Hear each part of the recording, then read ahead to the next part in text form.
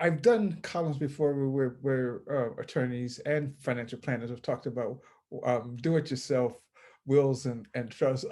Maybe one maybe a mistake. So, what are some of the mistakes people make when it comes to estate planning, besides not having one? Yeah, yeah. Well, no, if we don't have one, our state of residence has one for us, and that is the law of intestate succession, and it may or may not be what I wanted. Um, but I just want to touch on the DIY aspect. So you have some attorneys saying you need to come to an attorney for everything. And then you have lay people online or on infomercials selling these kits saying you don't need an attorney for anything. And I think common sense has to prevail, and we should all be in agreement that the truth is somewhere in the middle. So, for example, a healthcare proxy. I think my colleagues should be ashamed of themselves if they're charging folks for a healthcare proxy. You know, back to my days as a legislator in the mid 90s, we introduced healthcare proxy legislation with the purpose of folks not having to go to an attorney to do this document. So on my website, which is myelderlawadottorney.com, I have free forms. If you can do it yourself, you're going to find the form on my website to do it yourself.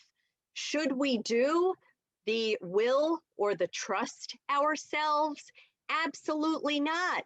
I didn't even do my own will, and I could write a will quite literally in my sleep. But we want to have a third party objectively do this document. So I think, you know, we want to establish a relationship. And that's what all of this is about. It's about educating ourselves. You know, one of the top fears that human beings have is the fear of aging, the fear of becoming elderly. And I think a lot of that, having spoken to my now more than 15,000 clients, a lot of that fear is that we don't want to be relying on someone else for all manner of necessities in life.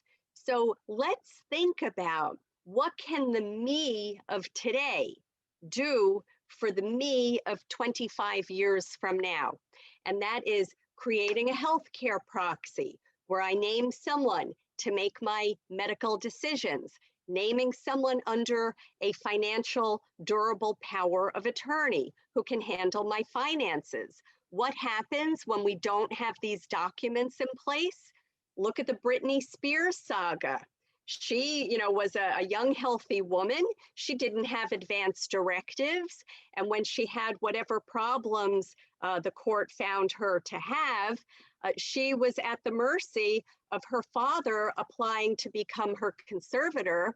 And whenever she gets a chance, she's saying that is totally not what I wanted. So it's really incumbent upon all of us, and I salute you, Mr. Brooks, for bringing this information to people.